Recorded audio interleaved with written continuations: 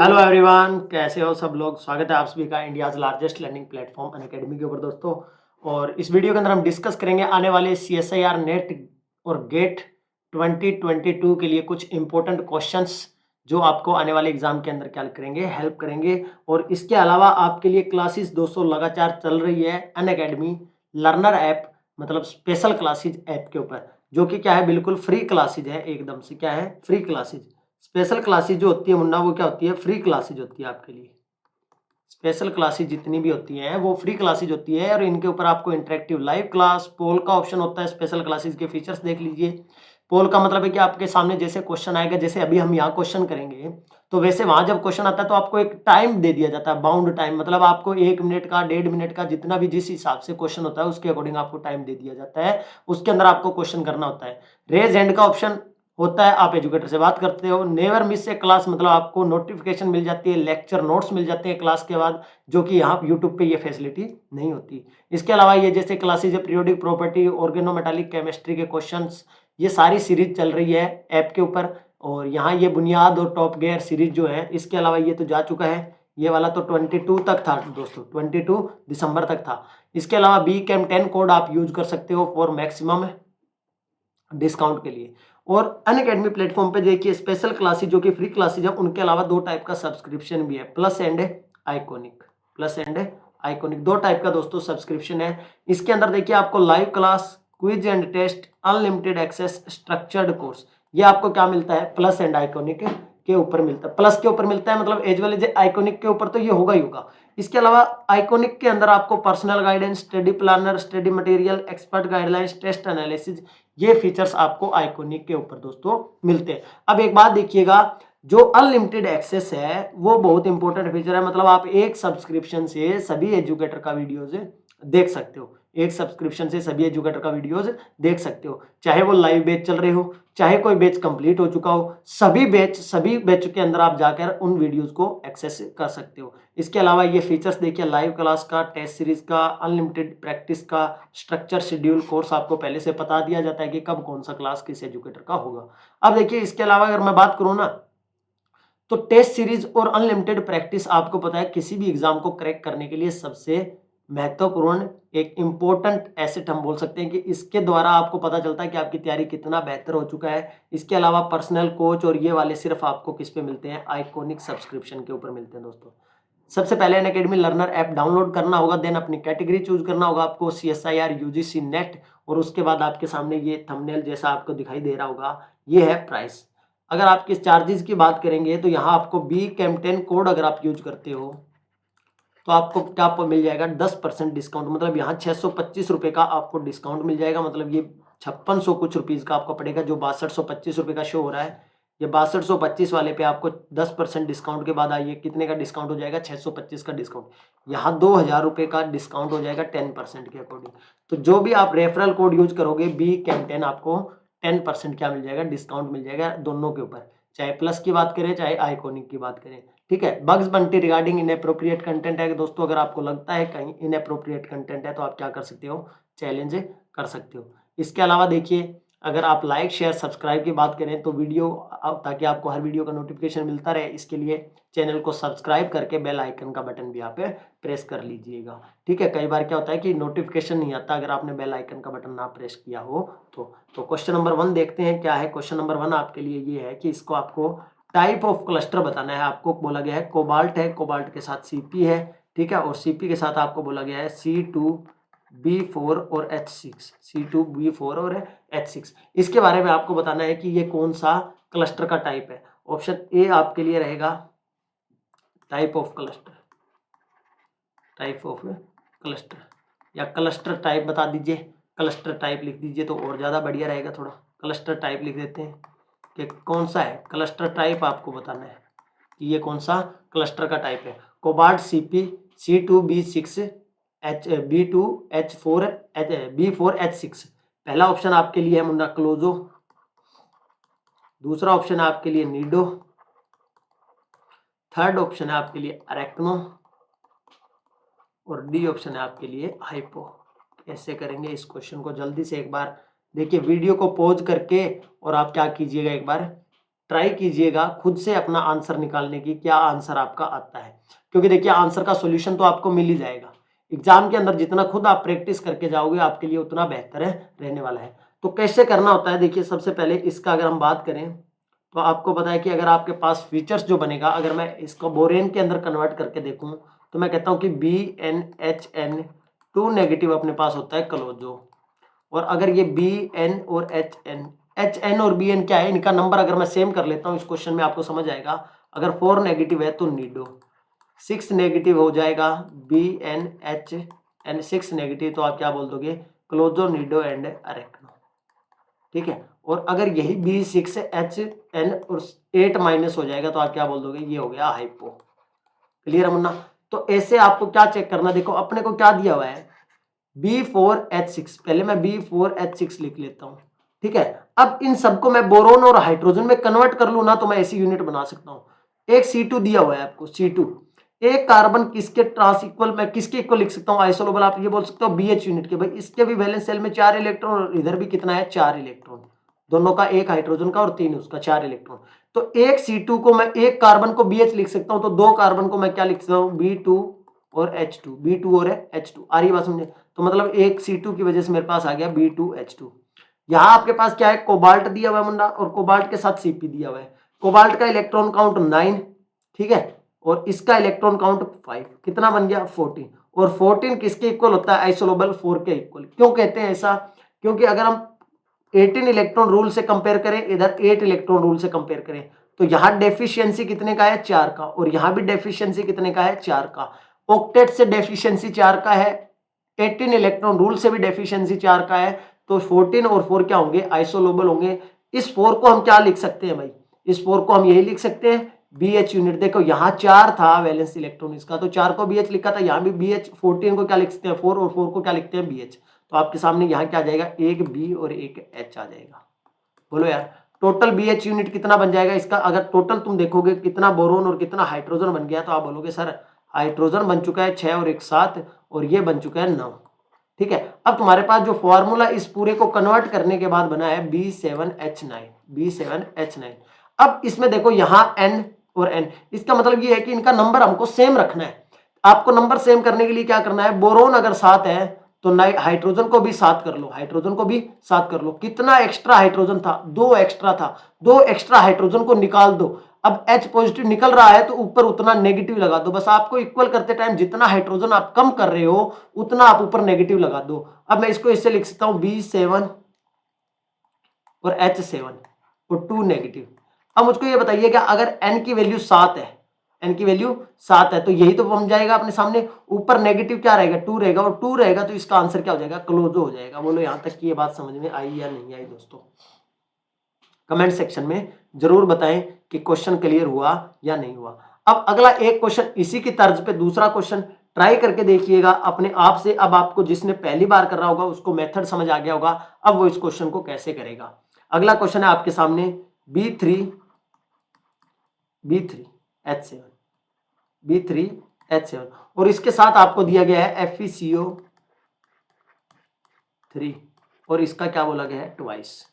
इसका भी आपको टाइप बताना है कि कौन से टाइप का है। पहला ऑप्शन आपके पास फिर से क्लोजो, बी ऑप्शन आपके पास में नीडो, लिख लो टाइप ऑफ क्लस्टर या क्लस्टर टाइप, क्या बताना है आपको, क्लस्टर टाइप बताना है कि कौन सा होगा, क्लोजो, नीडो, और उसके बाद सी ऑप्शन आप लिख लो अरेक्नो, अरेक्नो, और डी लिख लो हाइपो, और ई और लिख लो नन ऑफ दीज, इनमें से कोई नहीं, नन ऑफ दीज। कैसे करेंगे इस क्वेश्चन को एक बार ट्राई कीजिएगा, आंसर अपना 1 मिनट में पॉज करके वीडियो जल्दी से निकाल के देखें कि आप कितना इसको सही कर पा रहे हैं, कितने क्वेश्चन आपके सही बन रहे हैं। जल्दी से बताइएगा, फटाफट से करो भाई, फास्ट। कैसे होगा, देखो अपने को बोरोन और हाइड्रोजन का मामला दिया हुआ है, इधर बोरोन और हाइड्रोजन, मतलब B3H7 आपको दिया हुआ है। इसका इलेक्ट्रॉन वैलेंस इलेक्ट्रॉन काउंट करता हूं इस यूनिट का, तो मेरे पास आयरन है और CO3 एक यूनिट है, इसकी वजह से 8 इलेक्ट्रॉन, एक CO की वजह से 2 इलेक्ट्रॉन, क्योंकि CO कितना इलेक्ट्रॉन देता है, 2 इलेक्ट्रॉन काउंट। तो CO का 2 इलेक्ट्रॉन काउंट, टोटल कितना है CO3, ये इलेक्ट्रॉन बन गया आपके पास 14, फिर से कितना बन गया 14 इलेक्ट्रॉन बन गया वरना। और अगर 14 इलेक्ट्रॉन बन गया तो आपको पता है कि 14 को अभी हमने देखा किसके साथ आइसोलोबल, आपने बोला सर ये आइसोलोबल किसके साथ, 4 के साथ, और 4 को हम क्या लिखते हैं, BH यूनिट लिख सकते हैं। आ रही है बात समझ में यहाँ तक? अगर 4 को BH आप लिख सकते हो तो आप यहाँ क्या लिख दोगे इसकी जगह, देखो एक बात मिस नहीं करनी है, ये जो अंदर वाला है इसको मैंने BH बोला है, तो बाहर इसके बाहर 2 भी है तो इसको 2 से मल्टीप्लाई करूंगा तो मैं ऐसा लिख सकता हूँ B2 और H2 कितना बन जाएगा, B5H9, और B5H9 को अब इक्वल कर लीजिएगा B5H5। अब हाइड्रोजन देखो एक्स्ट्रा है, हाइड्रोजन कितना एक्स्ट्रा है, 9 है भाई, टोटल 9 हाइड्रोजन है, बोरोन 5 है। दोनों को इक्वल करोगे आप, है जब इक्वल करोगे तो आप पाओगे कि हाइड्रोजन हमने कितना कम किया, आप बोलोगे सर 4 कम किया है। कितना कम किया है, 4 कम किया है, तो ऊपर 4 नेगेटिव कर दोगे, ऊपर क्या कर दोगे, 4 नेगेटिव। अब देखिए मैंने बोला था BnHN2 नेगेटिव, इसके लिए हमने बोला क्लोजो। अगर मैंने बोला BnHN4 नेगेटिव तो आपने क्या बोला था, नीडो। और ये किस कैटेगरी का है, अगर इस 5 को मैं n की वैल्यू 5 लिखता हूं तो इसको मैं क्या लिखता हूं, B5H5 नेगेटिव।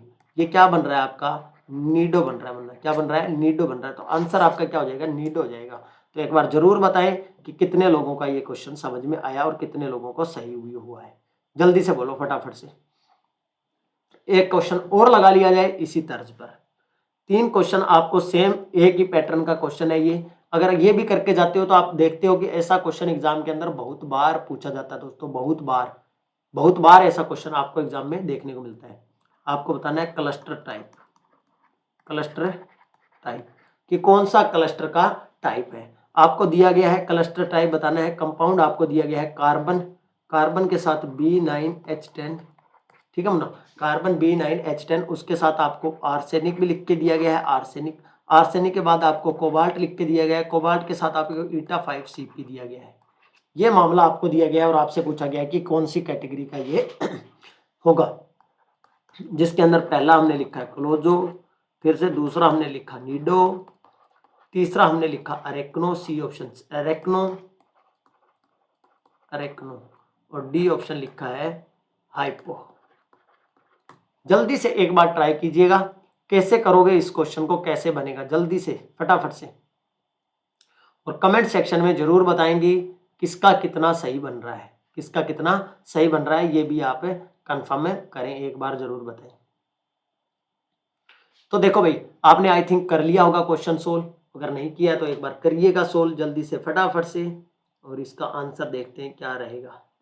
देखो सबसे पहले मुझे जो फ्रेगमेंट पता है उसको निकाल लूं, मुझे बोरोन का चेक करना है, B9 और H10 तो मुझे ऑलरेडी दिया हुआ है सर, B9 और H10 तो ऑलरेडी हमको दिया हुआ है। अब देखिए आपके पास क्या क्या दिया हुआ है, कार्बन दिया हुआ है मुन्ना, और कार्बन का मतलब है कि एक BH यूनिट, यहाँ B और H, कार्बन को कर दो काटा, इसको भी कर दो काटा, क्या बचा हुआ है, ये वाला पोर्शन बचा हुआ है।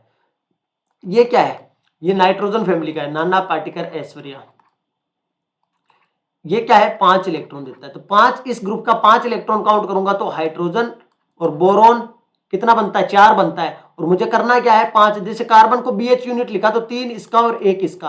अब मुझे ऐसा फ्रेगमेंट चाहिए कि जो 5 इलेक्ट्रॉन दे रहा हो बोरोन और हाइड्रोजन, तो मैं कह सकता हूं सर ये BH2 यूनिट मान लेते हैं, 3 बोरोन का इलेक्ट्रॉन और 2 हाइड्रोजन का इलेक्ट्रॉन, 1 हाइड्रोजन की वजह से 1 इलेक्ट्रॉन, 2 हाइड्रोजन की वजह से 2 इलेक्ट्रॉन, तो टोटल 5 बन जाएगा सर, और 5 बन जाएगा तो मैं इसके साथ BH2 लिख देता हूं, उसके बाद आपके पास फिर से वही बचा हुआ है कोबाल्ट और Cp रिंग बचा हुआ है, कोबाल्ट की वजह से 5 इलेक्ट्रॉन, सॉरी कोबाल्ट की वजह से 9 इलेक्ट्रॉन और Cp की वजह से 5 इलेक्ट्रॉन, ये फिर से कितना बन गया 14 रेशो अगर आप करोगे तो ये 4 के साथ, और 4 के साथ हम क्या लिखते हैं, BH यूनिट लिखते हैं, तो एक BH यूनिट और आ जाएगा। टोटल बोरो हाइड्रोजन कितना हो गया, 10 और 1 11 और 2 13 और एक टोटल हो गया 14, कितना हो गया 14। और अगर हम यहाँ बात करेंगे तो बोरोन का नंबर कितना हो गया 9 10 11 एंड 12, तो आप कहोगे जो हमारे पास पूरा फॉर्मूले को कन्वर्ट करने के बाद बोरोन का नंबर 12, हाइड्रोजन का नंबर 14।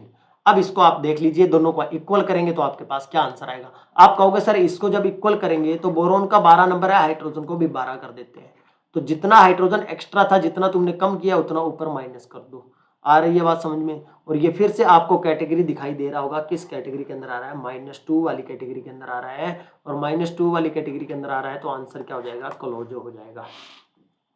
आई थिंक आपको ये क्वेश्चन से क्लियर हो गए होंगे सारे। अब देखिए नेक्स्ट क्वेश्चन आपके लिए। नेक्स्ट क्वेश्चन में आपको मेटल मेटल इलेक्ट्रॉन काउंट करना है कि एक हर इलेक्ट्रॉन हर मेटल के ऊपर कितना इलेक्ट्रॉन है, आपको ये बताना है। क्या बताना है? क्या बताना है आपको? नंबर ऑफ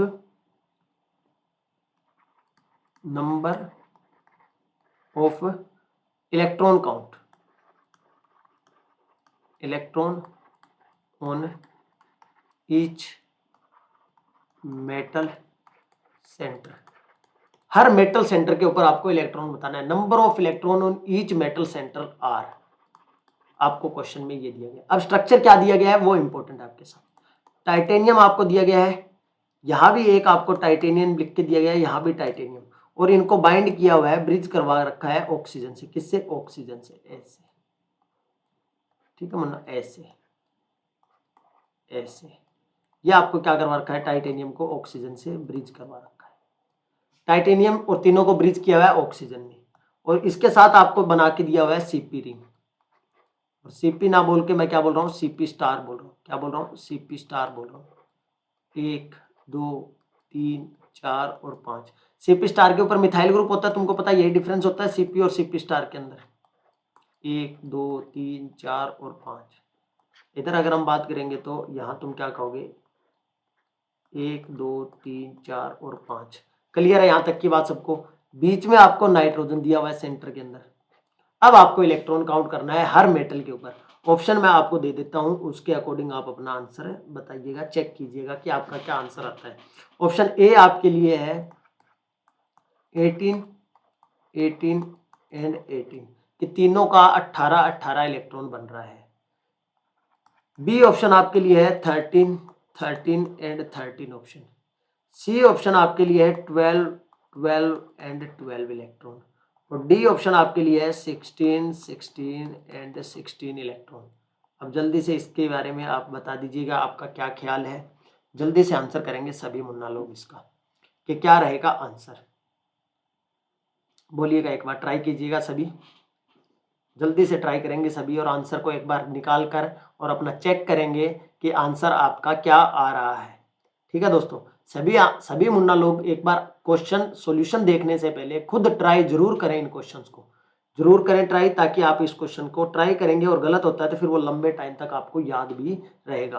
तो सबसे पहले मुझे इसका इलेक्ट्रॉन काउंट पता है सर, सीपी का रिंग का 5 होता है, तो सीपी स्टार का भी क्या है? 5 होगा। सीपी स्टार का भी क्या होगा? 5 होगा। उसके बाद हमारे पास कैडमियम टाइटेनियम, टाइटेनियम के पास आपको पता है कि टोटल कितना इलेक्ट्रॉन आएगा, इसकी वजह से 4 इलेक्ट्रॉन आएगा, क्योंकि ग्रुप नंबर किसका है? ये 4 का है। ग्रुप नंबर किसका है? 4 का है मेटल। दूसरा तरीका मैंने बता रखा है, टाइटेनियम का एटॉमिक नंबर 22, और लास्ट डिजिट के अंदर 2 जोड़ दो, जो बनेगा वही तुम्हारा इलेक्ट्रॉन काउंट होता है। तो इसका 4 आ गया सर। एक मेटल के ऊपर 9 इलेक्ट्रॉन तो हम काउंट कर चुके हैं, 9 इलेक्ट्रॉन तो हमें काउंट कर चुके हैं। अब देखो, अगर तुम्हारे पास कोई ऑक्सीजन है, ये वाला ऑक्सीजन जैसे आर से जुड़ा हुआ है, तो इस ऑक्सीजन के पास 2 लोन पेयर तो यहाँ होंगे, एक इलेक्ट्रॉन सिंगल पड़ा होगा, तो मेटल के साथ जुड़ेगा तो ये एक इलेक्ट्रॉन से जुड़ेगा। आ रही है बात समझ में? अगर मैं ऐसा बोलूं कि इधर ऑक्सीजन है, इधर ऑक्सीजन है, इधर मेटल है, ये इलेक्ट्रॉन एक इसके साथ, एक इलेक्ट्रॉन इसके साथ, और 2 क्या बचे हुए हैं इसके ऊपर? लोन पेयर बचे हुए हैं। आ रही है बात समझ में? सबसे पहले तो ये बताइएगा कि ये बात समझ में आ रही है। इसका मतलब ये ऑक्सीजन एक इलेक्ट्रॉन तो अपना यहाँ रखे हुए है, एक इलेक्ट्रॉन अपना यहाँ रखे हुए है, 2 मेटल को ब्रिज कर रहा है। नाइट्रोजन के पास 3 इलेक्ट्रॉन है, और नाइट्रोजन 3 इलेक्ट्रॉन तीनों मेटल के साथ एक एक क्या कर देगा? शेयर कर देगा। एक लोन पेयर नाइट्रोजन के ऊपर क्या रहेगा? बचा हुआ रहेगा। एक इलेक्ट्रॉन क्या रहेगा? नाइट्रोजन के ऊपर बचा हुआ रहेगा। यहाँ ऑक्सीजन का भी कितना हो गया? एक इलेक्ट्रॉन। यहाँ भी ऑक्सीजन का एक इलेक्ट्रॉन। अब मुझे ये बताइएगा, टोटल इलेक्ट्रॉन अगर मैं काउंट करने जाऊंगा तो मैं कहूंगा सर ऐसा करो, इसका 4 लिख लो, इधर से 5 लिख लो, और इन सबको क्या कर दो? जोड़ दो। इन सबको क्या कर दो? जोड़ दो। इस सर्कल में जितना आ रहा है वो टाइटेनियम के पास होगा टोटल वैलेंस इलेक्ट्रॉन। आप कहोगे सर 5 ऊपर से आ गया, 5 तो सीपी रिंग की साइड से आ रहा है, ये वाला। 4 इस खुद का है मेटल का इलेक्ट्रॉन काउंट, ये वाला। और इसके अलावा एक ये वाला इलेक्ट्रॉन, एक ये वाला इलेक्ट्रॉन, और एक ये वाला इलेक्ट्रॉन। 2 इलेक्ट्रॉन 2 ऑक्सीजन से आ रहे हैं, एक इलेक्ट्रॉन एक नाइट्रोजन से आ रहा है। तो आप बोलोगे सर 3 इलेक्ट्रॉन ये कर दो। तो आप आंसर क्या बताओगे? आप बोलोगे ये आंसर आएगा सर 12 इलेक्ट्रॉन। 12 इलेक्ट्रॉन यहाँ दिया हुआ है सर। सबको चेक कर लो मुन्ना, हर मेटल को चेक कर लो, एक एक मेटल को। यहाँ भी इसकी वजह से ये इलेक्ट्रॉन 1 2 और एक इलेक्ट्रॉन यहाँ से भी आएगा, सेम होगा तीनों के ऊपर। एक और चेक करवा के बता देता हूँ, थर्ड अपने आप कर लेना। 5 इलेक्ट्रॉन यहाँ से, 4 इलेक्ट्रॉन यहाँ से, इन सबको काउंट कर लो मुन्ना, कितना बन रहा है? आप कहोगे सर ये काउंट करेंगे तो कितना बनेगा? 5 इलेक्ट्रॉन तो सीपी रिंग का, 4 इलेक्ट्रॉन टाइटेनियम का और 3 इलेक्ट्रॉन एक नाइट्रोजन की वजह से और 2 ऑक्सीजन की वजह से, 3 इलेक्ट्रॉन ये, तो ये कितना बनेगा 12 इलेक्ट्रॉन ये बनेगा। आंसर आपका क्या हो जाएगा 12 12 और 12, तीनों मेटल्स का सबका क्या रहेगा सेम रहेगा 12 12 12 इलेक्ट्रॉन। नेक्स्ट क्वेश्चन आपको गेट में पूछा गया है दोस्तों, गेट का क्वेश्चन है, आपसे पूछा गया है मेटल मेटल बॉन्ड। क्या पूछा गया है metal metal bond find out करने के लिए। द मेटल, ऐसा लिखो the molybdenum molybdenum bond order आपको फाइंड आउट करना है इन ईटा 5 CP मोलिब्डेनम, और मोलिब्डेनम के साथ आपको दिया गया है CO2 और बाहर आपको क्या लिखा गया है 2 लिखा गया है, ठीक है। विच ओबे 18 इलेक्ट्रॉन रूल, जो कि क्या कर रहा है 18 इलेक्ट्रॉन रूल को ओबे कर रहा है। आपको मेटल मेटल बॉन्ड बताना है, ऑप्शन मैं आपके लिए बना दे रहा हूं।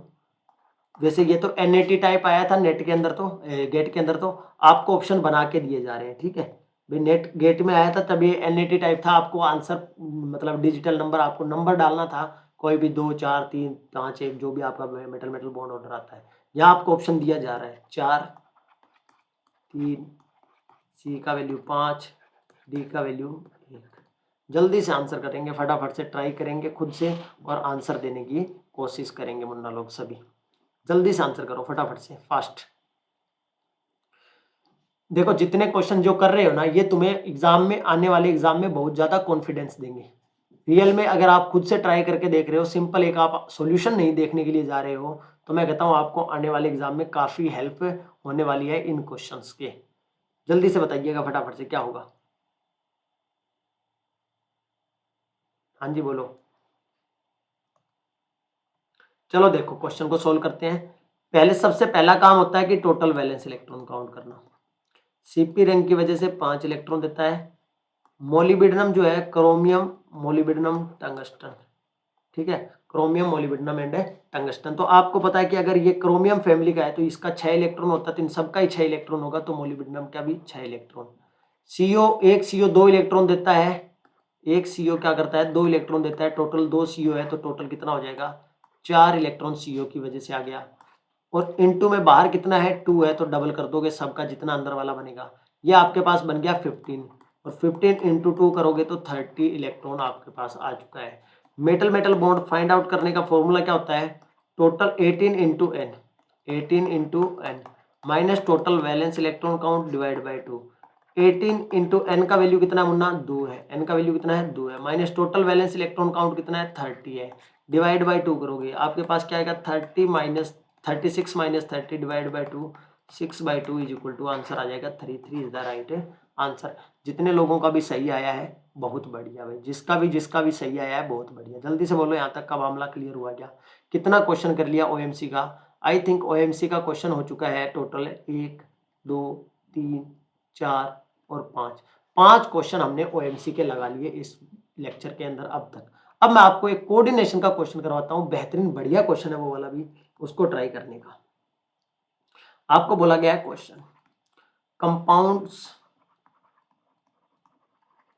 कंपाउंड्स आपको दिया गया है K2 और बेरियम, और इसके साथ बोला गया है कॉपर NO2 6, ठीक है, और इसको बोला गया है A। और दूसरा कंपाउंड एंड आपको क्या गया है सीजियम है 2 है और बेरियम है, सीजियम 2 एंड बेरियम है, और इसके साथ अंदर सेम कॉम्प्लेक्स है आपके पास कॉपर NO2 6, इसको बोला गया है बी। एग्जामिनर कहता है कि ये ए और बी जो है ना ये क्या शो करते हैं एग्जिबिट्स। पहला तो आपको टेट्रागोनल इलोंगेशन,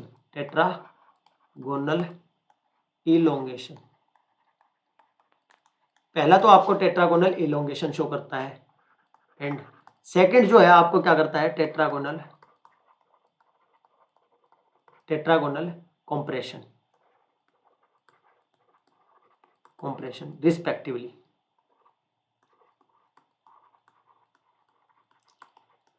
ये आपको इनके बारे में बता दिया गया है कि tetragonal compression and tetragonal elongation आपको शो करता है। उसके बाद क्या पूछता है क्वेश्चन के अंदर है कि आपके पास जो अनपेयर्ड इलेक्ट्रॉन होगा the unpaid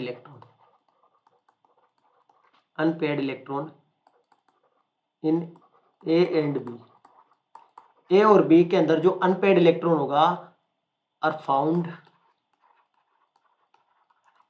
respectively in orbitals. कौन सी ऑर्बिटल्स के अंदर वो इलेक्ट्रॉन आपको मिलेगा, मतलब जो अनपेड इलेक्ट्रॉन ए में भी होगा और बी में भी होगा। तो अगर ये टेट्रागोनल इलोंगेशन और कॉम्प्रेशन दिखा रहे हैं तो वो इलेक्ट्रॉन कौन सी ऑर्बिटल में रहेगा, ये बात आपसे पूछ रहा है। मतलब पहला कहता है कि D Z square and D X square minus Y square, B आपके लिए कह रहा है D X square minus Y square and D Z square, ठीक है। और सी ऑप्शन आपके लिए बोल रहे हैं कि डी जेड डी एक्स साफ हो जाओ D X square minus Y square and D X square minus Y square, और लास्ट डी ऑप्शन आपके लिए रहेगा D Z square and D Z square. बहुत ही बढ़िया इंपॉर्टेंट क्वेश्चन है, मैं कहता हूँ कि ट्राई करके देखेंगे सभी मुन्ना लोग क्या रहता है आंसर, जल्दी से ट्राई करेंगे सभी। फर्स्ट सबका आंसर आना चाहिए जल्दी जल्दी से, फटाफट से सबका आंसर आना चाहिए। कमेंट सेक्शन में सभी आप अपना आंसर करेंगे, एक बार क्वेश्चन को सोल्व कीजिए देन आपका आंसर कीजिए।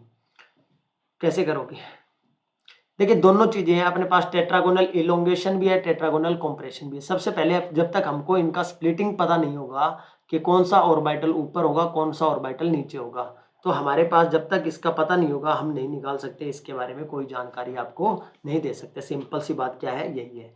तो अब आपको क्या करना होगा, सबसे पहले आपको स्प्लिटिंग डायग्राम देखना होगा। स्प्लिटिंग डायग्राम की अगर मैं बात करूं तो आप सभी को पता ही है कि अगर मैं पहले ऑक्टाहेड्रल की स्प्लिटिंग देखता हूं तो मेरे पास कुछ ऐसा होता है। ऑक्टाहेड्रल की स्प्लिटिंग में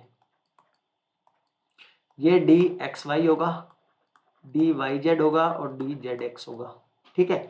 ऊपर अगर हम बात करते हैं तो D X square minus Y square and D Z square, ये वाला बनेगा। अब देखिए D X square minus Y square, D Z square, D X square minus Y square और डी जेड स्क्वायर।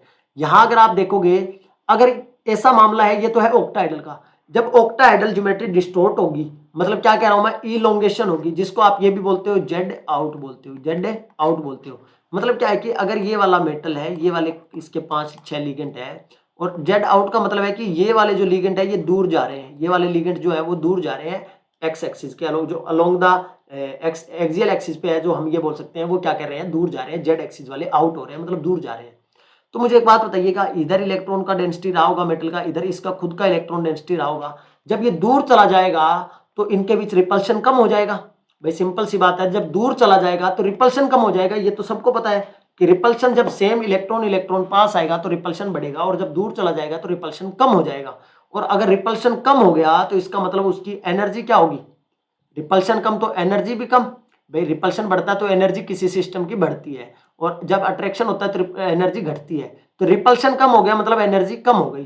किसकी कम हो गई, अगर जेड वाले आउट हो रहे हैं मतलब जेड वाले दूर जा रहे होंगे, जेड वाले क्या कर रहे होंगे, दूर जा रहे होंगे, जेड आउट या जेड इलोंगेशन या टेट्रागोनल इलोंगेशन। तो जेड दूर जा रहा है तो जेड वालों की एनर्जी कम कर दो। अब दो टाइप के कंपोनेंट है यहाँ मेरे पास, यहाँ तो एक्स और वाई कंपोनेंट है डी ऑर्बिटल में, यहाँ जेड वाले कंपोनेंट है। जेड वाला कौन कौन सा है, ये जेड वाला है, ये भी जेड कंपोनेंट वाला है, ये भी जेड कंपोनेंट वाला है। तो जहां जो एनर्जी है उनमें से जेड वालों को नीचे ले आओ और बाकी को ऊपर ले जाओ। कैसे सर, यहां मेरे पास इस एनर्जी लेवल पे मेरे पास X square minus Y square और डी जेड स्क्वायर है, तो डी जेड स्क्वायर को तो मैं कर दूंगा नीचे, और X square minus Y square को मैं ले जाऊंगा ऊपर, D X square minus Y square और डी जेड स्क्वायर। नीचे वाले में हम क्या करेंगे, जेड और एक्स वाले हैं उनको तो हम ले जाए, एक्स और जेड वाले जिसमें जेड कंपोनेंट आ रहा है, जेड एक्स में आ रहा है और वाई जेड में आ रहा है, और जो एक्स वाई वाला बचा हुआ है उसको हम क्या ले जाएंगे, ऊपर ले जाएंगे। आई थिंक आपको ये स्प्लिटिंग पता चल गई होगी, याद रह जाएगी इसके बाद सॉरी, आई थिंक आपको ये चीजें क्लियर हो चुकी होगी, अब आप इसको नहीं भूलेंगे दोबारा। जल्दी से बोलिएगा फटाफट से, यहाँ तक की बात क्लियर हुई क्या सबको, जल्दी से एक बार रिप्लाई करेंगे कि यहाँ तक की बात सर क्लियर हो चुकी है। अब देखो इसके अंदर अगर हम इलेक्ट्रॉन, ये क्या बनेगा, कॉपर D9 सिस्टम बनेगा। ऑक्सीडेशन स्टेट निकालोगे तो क्या बनेगा, कॉपर D9, ठीक है, क्योंकि कॉपर +2 में होगा, कॉपर +2 D9 सिस्टम बन जाएगा आपका, क्या बन जाएगा, D9 सिस्टम। ठीक है भाई, हमें पता है कि सर कॉपर की ऑक्सीडेशन इलेक्ट्रॉनिक कॉन्फ़िगरेशन देखोगे तो आर्गन 3D10 और 4s1 होती है। और +2 में कॉपर +2 में देखोगे तो आपके पास क्या बनेगा, 3D9 बनेगा, एक s वाला इलेक्ट्रॉन निकल जाएगा, एक d वाला निकल जाएगा, तो D9 सिस्टम। मतलब मेरे पास 9 इलेक्ट्रॉन मेरे को फिलिंग करवानी है 9 इलेक्ट्रॉन की। तो अगर मैं यहाँ इलेक्ट्रॉन कराता हूँ तो 1 2 3 4 5 6 कैसे ही करवा लो आप, हाई स्पिन मान लो, लो स्पिन मान लो, आपको पता है कि लास्ट में एक ही ऑर्बिटल बचेगा खाली, बाकी सारे के सारे 4 के 4 orbital completely filled, fully filled होंगे। अब देखो इन्हीं इलेक्ट्रॉन को यहाँ अरेंज करेंगे तो वही बात होगी सर, लास्ट वाला क्या बच जाएगा, खाली बच जाएगा 2 2 4 और 2 6 इलेक्ट्रॉन और 2 8 इलेक्ट्रॉन और 1 9 इलेक्ट्रॉन। मतलब मुझे ये पता चल गया कि अगर इलोंगेशन हुआ, टेट्रागोनल इलोंगेशन हुआ तो इलेक्ट्रॉन कहाँ जाएगा, X square minus Y square के अंदर जाएगा। X square minus Y square भी यहाँ भी है, दोनों में X square minus Y square, X minus Y square दोनों में बी और सी ऑप्शन में है। ए के लिए तो ये काट देंगे क्योंकि ये ए के लिए है और ये बी के लिए है, तो ए वाले में तो X square minus Y square में आएगा लास्ट इलेक्ट्रॉन, तो ये कट जाएगा। अब देखिए अभी ये जो सेम चीज है तो तुम्हें किसके लिए, कंप्रेशन के लिए भी देखना पड़ेगा कि कंप्रेशन वाले में क्या होगा। अगर आपको इलोंगेशन समझ आ गया तो कंप्रेशन और आसानी से समझ में आ जाएगा आपको। चलिए जी देखते हैं क्या होगा। कंप्रेशन में आपको क्या करना है, कंप्रेशन में हमें पता है कि अगर मान लीजिए मेरे पास ये वाला क्या था, ऑक्टाहेड्रल का स्प्लिटिंग था, यहाँ एक्स वाई था या वाई जेड था या जेड एक्स था, और यहाँ मेरे पास क्या था, D X square minus Y square और डी जेड स्क्वायर। क्लियर है यहाँ तक की बात। अब देखो जब कंप्रेशन हुआ होगा तो मतलब जेड इन बोल रहे हैं, जिसको क्या बोलते हैं, जेड इन भी बोल सकते हैं, टेट्रागोनल जेड इन भी बोल सकते हैं या जेड कंप्रेशन भी बोल सकते हैं, टेट्रागोनल कंप्रेशन बोल सकते हैं। इसका मतलब ये रहा होगा कि जो ये लिगेंड थे ना इस जेड एक्सिस के अलोंग, ये पास आ गए होंगे इनके बजाय, जो कि एक्सियल जो इक्वेटोरियल वाले हैं, या हम ये बोल सकते हैं एक्स वाई प्लेन में है, वो वाले दूर रहे होंगे और ये वाले क्या रहे होंगे, उनके बजाय ये वाले पास आए होंगे। अगर ये ज्यादा पास आएंगे तो मेटल के इलेक्ट्रॉन लिगेंड के इलेक्ट्रॉन के बीच में रिपल्शन, और जब जब रिपल्शन बढ़ता है एनर्जी क्या करती है, बढ़ती है। जब जब रिपल्शन बढ़ता है एनर्जी क्या करती है मुन्ना, बढ़ती है। तो सिंपल हुआ सर, अगर एनर्जी बढ़ रही है, रिपल्शन बढ़ रहा है तो एनर्जी बढ़ रही है, रिपल्शन बढ़ रहा है तो एनर्जी बढ़ रही है। किन कंपोनेंट की बढ़ रही है, क्योंकि जेड एक्सिस की बात कर रहे हो तो जिनके अंदर जेड कंपोनेंट होगा उनकी एनर्जी क्या कर जाएगी, बढ़ जाएगी। और एनर्जी बढ़ जाएगी तो मुझे पता है कि बाकी कंपोनेंट की एनर्जी कम दिखा देंगे। जैसे यहाँ जेड और X square minus Y square है तो जेड कंपोनेंट की एनर्जी आप ऊपर दिखा दो, स्प्लिटिंग कुछ ऐसा करवा दो। यहाँ डी जेड स्क्वायर ऊपर है, D X square minus Y square नीचे है। नीचे वालों में जो जेड कंपोनेंट है उनको नीचे ले आओ, आप कहोगे डी वाई जेड और डी जेड एक्स, और ऊपर क्या आ जाएगा, डी एक्स वाई। अब इलेक्ट्रॉन वही सिस्टम है, सेम इलेक्ट्रॉनिक कॉन्फ़िगरेशन तो सेम है, क्योंकि यहाँ पोटेशियम था यहाँ सीजियम था, ठीक है, यहाँ बेरियम बेरियम सेम है, तो ये +2 देगा, ये भी +2 देगा, ये -6 देगा। कॉपर +2 में, कॉपर +2 में D9 सिस्टम, 9 इलेक्ट्रॉन का फिलिंग फिर से होगा सर, 1 2 3 4 5 6 7 और 8 और 1 9। अब जो लास्ट इलेक्ट्रॉन आपका भरा जा रहा है वो किसके अंदर भरा जा रहा है मुन्ना, आप कहोगे सर जो लास्ट इलेक्ट्रॉन है वो डी जेड स्क्वायर के अंदर जा रहा है। और डी जेड स्क्वायर के अंदर अगर लास्ट इलेक्ट्रॉन जा रहा है तो अनपेड इलेक्ट्रॉन कहाँ है, डी जेड स्क्वायर के अंदर। आपको देख रहा होगा यहाँ तो पेयर्ड है, यहाँ भी पेयर्ड है, पेयर्ड है, पेयर्ड है, सबके अंदर 2 2 का जोड़ा है। बट एक जो डी जेड स्क्वायर है वहाँ क्या है, आप देख पा रहे हो, जो आपके पास अनपेड इलेक्ट्रॉन। तो आंसर आपका क्या हो जाएगा, B is the right answer. बोलो यहाँ तक की बात क्लियर हुई तो नेक्स्ट क्वेश्चन देखिएगा। आपको बताना है कि ऑक्सीडेशन स्टेट, क्या बताना है, oxidation state, oxidation state, oxidation state of आपको बताना है क्रोमियम K3 CrO8, CrO8 की ऑक्सीडेशन स्टेट क्या होगी। क्रोमियम की oxidation state, oxidation state of chromium of Cr K3 CrO8 के अंदर, K3 CrO8 के अंदर क्या ऑक्सीडेशन स्टेट होगी। ऑप्शन पहला आपके लिए 10, ऑप्शन बी आपके लिए 5, ऑप्शन सी आपके लिए 13, ऑप्शन डी आपके लिए 9। क्या होगा, जल्दी से आंसर करेंगे भाई, फटाफट से एक बार ट्राई करेंगे और आंसर करेंगे कि क्या होगा इसका आंसर। जल्दी से बोलो भाई क्या होगा आंसर, हाँ जी बोलिएगा, क्या लगता है क्या आंसर होना चाहिए मुन्ना। कमेंट सेक्शन में मैं कहता हूँ जब तक ट्राई करके नहीं देखोगे आप मामला नहीं बनेगा, जब तक आप ट्राई खुद से नहीं करेंगे क्वेश्चंस, जब तक आप नहीं करेंगे क्वेश्चन ट्राई पेपर में आपको दिक्कत होने वाली है ही है। देखो अगर किसी ने सिंपल मेथड से निकाला, इसको x माना, पोटेशियम पे +1 तो +3 मान लिया, माइनस का ऑक्सीजन पे -2 तो -16 मान लिया, x का वैल्यू +13। अगर किसी ने इस मेथड से किया है तो गलत हो जाएगा भाई, क्योंकि क्रोमियम की कभी आपने ऑक्सीडेशन स्टेट +13 देखी है? होती ही नहीं है मुन्ना। और जब नहीं होती है तो ये x मेथड जो आपका ये तो फेल हो गया, क्योंकि हम क्या मान के चल रहे हैं, यहाँ ऑक्साइड O2 नेगेटिव मान के चल रहे हैं, एक ऑक्सीजन पे 2 नेगेटिव मान के चल रहे हैं। क्या रियल में एक ऑक्सीजन पे 2 माइनस है? देखते हैं कैसे। आप कहोगे सर क्रोमियम, इसका स्ट्रक्चर तो सर कुछ ऐसा होता है, इसका स्ट्रक्चर तो कुछ ऐसा होता है सर, ये कुछ ऑक्सीजन ऐसे होते हैं इसके बाहर चारों तरफ। अब आप देखिए अगर इन ऑक्सीजन की बात करें तो आपको कुछ ऐसा नजर आ रहा होगा, जैसे H2O2 नजर आता है कि हाइड्रोजन ऑक्सीजन के साथ जुड़ा हुआ है, ऑक्सीजन के साथ जुड़ा हुआ है, हाइड्रोजन के साथ जुड़ा हुआ है, और इसके अंदर आप कितना कहते हो, O2 के ऊपर 2 नेगेटिव, मतलब 2 ऑक्सीजन पे 2 नेगेटिव चार्ज पर ऑक्साइड की फॉर्म में ऑक्सीजन से जुड़े हुए हैं। आप यही तो कहते हो, पर ऑक्साइड की फॉर्म में ऑक्सीजन से जुड़े हुए हैं। बोलो यहाँ तक की बात समझ में आई कि नहीं आई? तो आप कहोगे सर सिंपल सा मेथड है कि यहाँ जो मामला है ना, यहाँ भी -1 है, यहाँ भी -1 है, यहाँ भी -1 है, यहाँ भी -1 है, -1 -1 -1 और -1, टोटल -1 कितना है? आप कहोगे सर -8 है। अब मैं कहूँगा कि अब निकालते हैं इसका ऑक्सीडेशन आप वाले मेथड से। भाई क्रोमियम का तो x हो गया, पोटेशियम का +3 हो गया, और ऑक्सीजन वालों का कितना हो गया? आप कहोगे सर -8। अब x इज इक्वल टू क्या होगा, 8 तो उधर जाके प्लस का होगा और ये माइनस का होगा, और x की वैल्यू कितनी आएगी? आप कहोगे सर 5 आएगी। ऑक्सीडेशन स्टेट क्या होगा? 5 होगा मुन्ना। ऑक्सीडेशन स्टेट क्या हो जाएगा? 5 हो जाएगा। आई थिंक आपको ये क्वेश्चंस क्लियर हो रहे होंगे, जल्दी से बोलिएगा फटाफट से एक बार। अगर ये आपको क्वेश्चंस क्लियर हो रहे हैं तो जल्दी से एक बार बोल दीजिएगा। अब देखिए ये तो हुआ ऑक्सीडेशन स्टेट, क्रोमियम की बात, K3CrO8 की बात हुई। अगला क्वेश्चन देखिए ऑक्सीडेशन स्टेट का ही, ये एग्जाम के अंदर आया था। ये क्या था? एग्जाम के अंदर आया था। किसके अंदर? CSIR नेट एग्जाम के अंदर आपको बोला गया था ऑक्सीडेशन स्टेट बताइएगा, ऑक्सीडेशन स्टेट ऑफ AU इन आपको दिया गया था गोल्ड के साथ Me लगाकर, गोल्ड के साथ आयोडीन लगाकर, दोनों का बॉन्ड बनाकर, और ऐसे इधर R ग्रुप, इधर R ग्रुप, इधर फॉस्फोरस, इधर R ग्रुप, इधर R ग्रुप, इधर भी R ग्रुप और इधर भी R ग्रुप। बोलो अब क्या बोला गया इसके बारे में? ऑक्सीडेशन स्टेट में ऑप्शन क्या थे?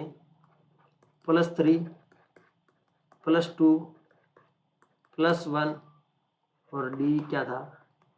0 था। डी क्या था?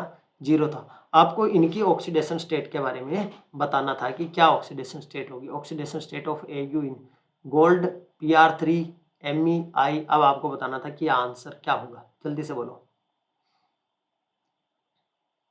हाँ जी बोलिएगा।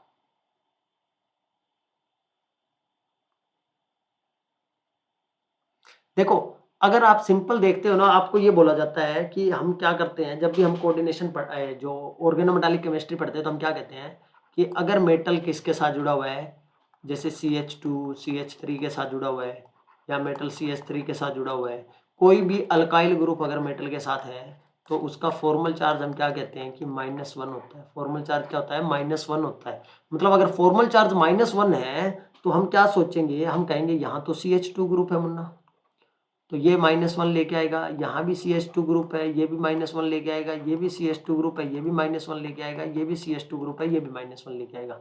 इधर मिथाइल है, ये भी -1 लेके आएगा। इधर आयोडीन है, आयोडीन का भी -1 होगा। तो अगर मैं इस पे चेक करूंगा तो आप कहोगे सर -1 -1 -1 -3 का हो गया भाई, x -3 is equal to 0। X का वैल्यू क्या आ गया? +3। मतलब इसका ऑक्सीडेशन स्टेट कितना आ गया? +3 आ गया दोनों का। आंसर पहला +3 दे रखा है। अगर +3 कर दिया तो आंसर क्या हो जाएगा? गलत हो जाएगा मुन्ना। क्या कर दिया? अगर +3 कर दिया तो आंसर क्या हो जाएगा? गलत हो जाएगा। क्यों गलत हो जाएगा? देखो अभी इसमें तुमको क्या पता नहीं है, इस लिगेंड के बारे में नहीं पता है। जब तक इस लिगेंड का नहीं पता होगा तो हम इसका आंसर नहीं कर सकते। ये लिगेंड कुछ ऐसा है, इधर R है, इधर भी R है। यहाँ CH2 ग्रुप है, यहाँ CH नेगेटिव है। ये जो नेगेटिव चार्ज है ये कुछ यहाँ डिलोकलाइज करेगा तो ये यहाँ चला जाएगा, मतलब P CH2 negative double bond CH, इधर R और इधर R, मतलब इस ओवरऑल के ऊपर क्या है, एक नेगेटिव चार्ज है। क्या है, ओवरऑल के ऊपर एक -1 चार्ज है। यहाँ तक की बात सबको क्लियर हो रही है कि इसके ऊपर जो चार्ज बन रहा है वो -1 बन रहा है, -1 बन रहा है। सर यहाँ तक की बात तो क्लियर है, माइनस का क्या बन रहा है, -1 बन रहा है। अब इस पूरे लिगेंड पे एक माइनस का चार्ज है, इस पूरे लिगेंड पे एक माइनस का चार्ज है, और हम क्या काउंट कर रहे थे, दोनों तरफ से -1। ये तुमको पता होना चाहिए कि ये पूरा लिगेंड एक माइनस का लेके आ रहा है, ये भी पूरा लिगेंड एक माइनस का लेके आ रहा है। बोलो जल्दी से, फटाफट से, फास्ट।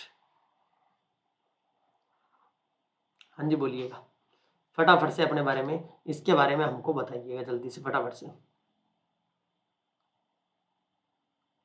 जल्दी से, फास्ट। क्लियर हुआ?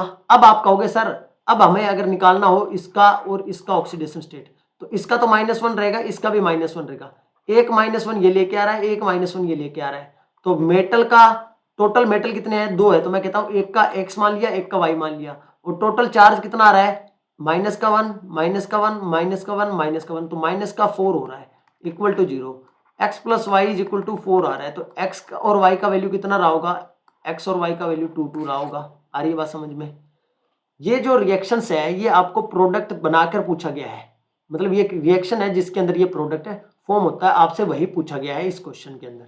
आई थिंक आपको यहां तक की बात क्लियर हो गई होगी दोस्तों। नेक्स्ट देखिए, नेक्स्ट क्या कहता है आपको, नेक्स्ट क्वेश्चन थोड़ा सा इंटरेस्टिंग क्वेश्चन है आपके लिए। आपसे बोला गया है कि क्वेश्चन है 8 143 kelvin the reaction of XeF4। XeF4 की रिएक्शन करवाई किसके साथ है, एंड O2F2 के साथ, जो कि क्या प्रोड्यूस करती है मुन्ना, ए जिनोन कंपाउंड, जिनोन का एक कंपाउंड प्रोड्यूस किया Y, जिसको क्या बोला, जिनोन का कंपाउंड Y प्रोड्यूस किया गया। आपको बोला गया है total number of lone pair of electrons, total number of lone pair of electrons present on the whole molecule, पूरे मॉलिक्यूल के ऊपर है कितना नंबर ऑफ इलेक्ट्रॉन प्रेजेंट होगा, लोन पेयर कितना प्रेजेंट होगा, कितना number of lone pair of electron present होगा। ए है ऑप्शन 6, बी है 13, सी है 19 और डी है 11। क्या होगा आंसर, जल्दी से एक बार कमेंट करेंगे, ट्राई करेंगे क्वेश्चन को। हाँ जी जल्दी से ट्राई करेंगे फटाफट से, क्या रहेगा, फास्ट,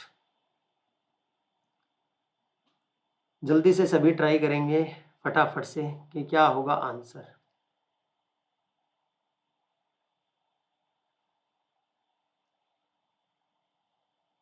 देखो इस क्वेश्चन को करने के लिए आपको पहले तो पता होना चाहिए कि रिएक्शन होने से बनेगा क्या, तो यहाँ हमारे पास XeF, अच्छा वो XeF4 लिख दिया भाई, 2 लिखना है, 2 की 4 की, सॉरी 4 XeF4 की रिएक्शन है O2F2 के साथ, और आपका क्या बनेगा XeF6, ठीक है, XeF6 बनेगा, 4 ऑक्सीजन और 4 फ्लोरीन 2 ऑक्सीजन, ठीक है भाई, साथ में O2 निकल जाएगा। अब मुझे पता है कि इसका स्ट्रक्चर अगर हम देखेंगे ना तो कुछ ऐसा है, फ्लोरीन एंड फ्लोरीन, ठीक है। और अगर इन सब के ऊपर लोन पेयर देखोगे, आपको पता है कि एक फ्लोरीन के ऊपर 7 इलेक्ट्रॉन होते हैं, वैलेंस शेल के अंदर है, एक तो उसने बॉन्ड बनाने में यूज कर लिया, कौन से वाला, ये वाला सर, ये वाला तो किस में यूज कर लिया, बॉन्ड बनाने में यूज कर लिया, और बाकी क्या है, 3 बचे हुए, 1 2 और ये वाला 3, ऐसा ही यहाँ 1 2 और ये 3, सबके अंदर क्या बचे हुए हैं, 3 बचे हुए, ये वाले। हर फ्लोरीन से 3 लोन पेयर आ रहे हैं, मतलब टोटल कितना हो गया, 6 × 3, 18 लोन पेयर तो ये हो गए सर, 18 लोन पेयर तो ये हो चुके हैं। जिनोन के पास देखिए टोटल 8 इलेक्ट्रॉन होते हैं। जिनोन के पास टोटल 8 इलेक्ट्रॉन है, 1 2 3 4 5 और 6 इलेक्ट्रॉन ये हो चुका है, एक इलेक्ट्रॉन बचा हुआ है, एक इलेक्ट्रॉन का लोन पेयर है बचा हुआ है। तो एक लोन पेयर ये भी और 18 लोन पेयर ये, टोटल कितना हो जाएगा, +1 करोगे 19 लोन पेयर हो जाएगा। कितना आ जाएगा, 19 लोन पेयर आ जाएगा। आई थिंक आपको क्वेश्चन समझ में आ गया होगा। जल्दी से बोलोगे फटाफट से, क्या क्वेश्चन समझ में आया कि नहीं आया, फास्ट। नेक्स्ट क्वेश्चन देखिए क्या कहता है आपको। नेक्स्ट क्वेश्चन आपसे बोलता है, आपसे पूछा गया है कि साहब ये बताइएगा कि जो हाईएस्ट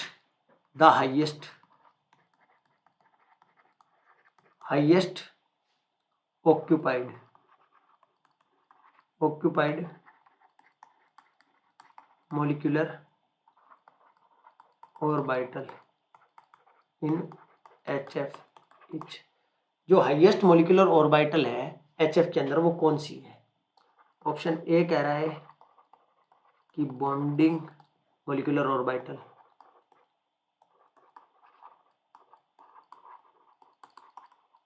बी ऑप्शन आपसे कह रहा है कि साहब बॉन्डिंग नहीं, आंसर ऑप्शन बी लगाओ, anti bonding molecular orbital.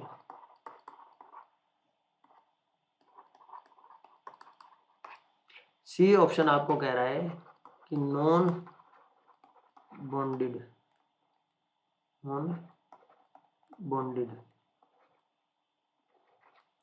Molecular orbital, non bonded molecular orbital.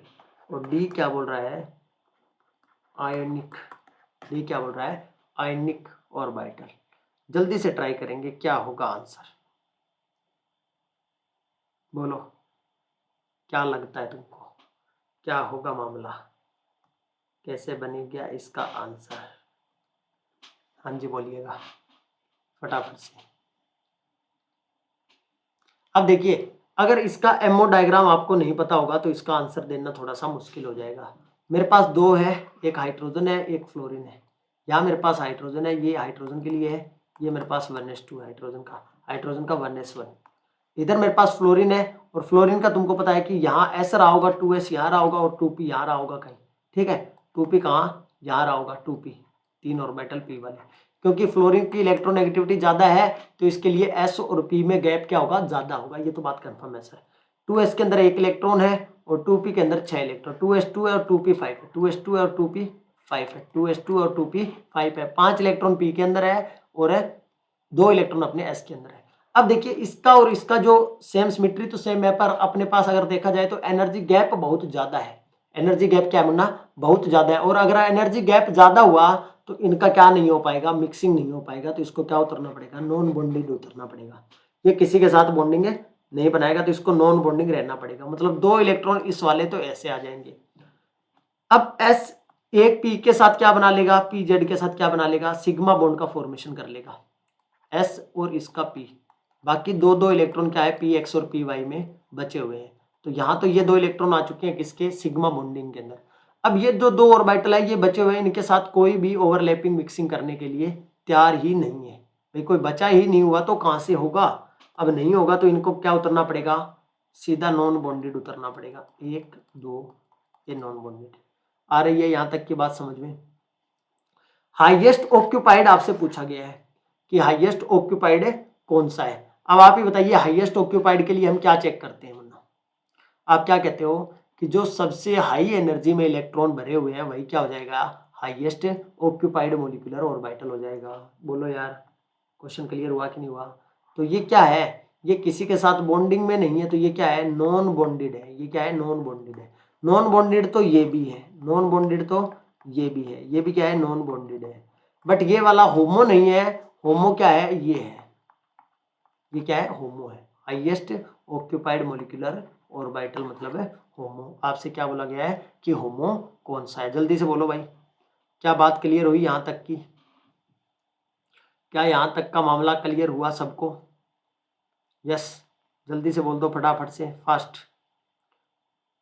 यहां तक किसी को कोई डाउट है तो बोल दो। बोलो मुन्ना जल्दी से फटाफट से। अगर किसी को यहाँ तक कोई डाउट हो तो अपना क्या कर सकते हो, कमेंट सेक्शन में आप पूछ सकते हो जल्दी जल्दी से। इसके अलावा लाइक शेयर सब्सक्राइब तो आपको पता ही है कि आप कर ही देते हो वैसे भी। हो सके तो चलो मैं एक बायो इनऑर्गेनिक का क्वेश्चन आपको और करवा देता हूँ कि बायो इनऑर्गेनिक के बारे में आपका क्या ख्याल है। बायो इनऑर्गेनिक का एक क्वेश्चन और कर लिया जाए। क्या कहता है बायो इनऑर्गेनिक का एक क्वेश्चन, क्योंकि इनऑर्गेनिक में कोऑर्डिनेशन का भी आ गया है, केमिकल बॉन्डिंग का भी आ गया है, ओएमसी का भी आ गया है। एक किसका और कर लेते हैं, क्योंकि मिक्स क्वेश्चन सीरीज है तो एक क्वेश्चन और कर लेते हैं। आपसे पूछा गया द बायोलॉजिकल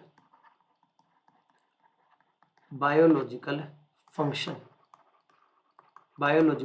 ऑफ साइटोक्रोम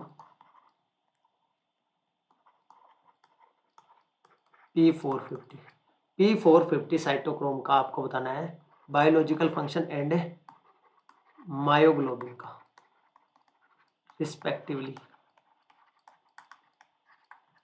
आपको बताना है क्या होगा आंसर रिस्पेक्टिवली दोनों का। ए ऑप्शन आपको बोला गया है कि ऑक्सीडेशन ऑफ अल्कीन, अल्कीन का oxidation and storage of O2। पहला ऑप्शन तो यही कहता है। दूसरा कहता है O2 transport and O2 storage. ये क्वेश्चन CSIR नेट में आया हुआ दोस्तों क्वेश्चन है। क्या है, CSIR नेट में ये क्वेश्चन आ चुका है। दूसरा अगला क्या कहता है, O2 storage and electron carrier, मतलब इलेक्ट्रॉन को कैरी करता है। डी क्या कहता है कि ये तो इलेक्ट्रॉन को ट्रांसफर करता है और ये क्या करता है, O2 को ट्रांसपोर्ट करता है, O2 को ट्रांसपोर्ट करता है। अब आप ही बता दो आंसर क्या होगा, O2 को ट्रांसपोर्ट करेगा कि स्टोरेज करता है।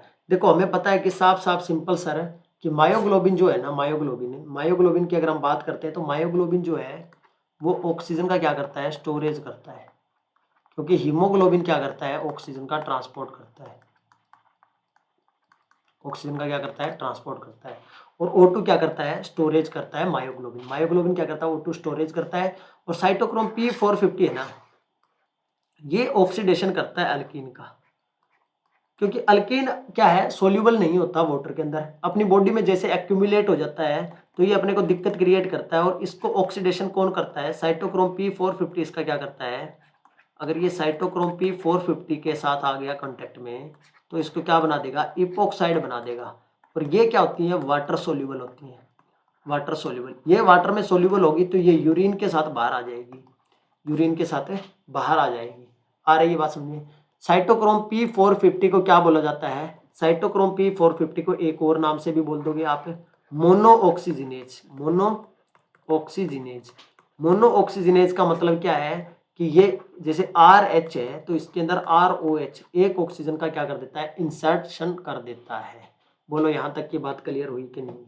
तो दोस्तों अगर वीडियो पसंद आई हो तो आपको क्या करना है, लाइक शेयर सब्सक्राइब भी करना है। चैनल को क्या करना है, चैनल को लाइक शेयर सब्सक्राइब कीजिएगा और बेल आइकन का बटन प्रेस कीजिएगा। इसके अलावा स्पेशल क्लासेज की आपको जो फ्री क्लासेज है उनको देखने के लिए आप भी CAM10 कोड यूज कर सकते हो फॉर अनलॉक कोड, अनलॉक करने के लिए। स्पेशल क्लासेज जो कि फ्री क्लासेज है उनको अनलॉक करने के लिए, फ्री क्लासेस को अनलॉक करने के लिए आप भी CAM10 कोड यूज कर सकते हो दोस्तों। तो धन्यवाद आप सभी का।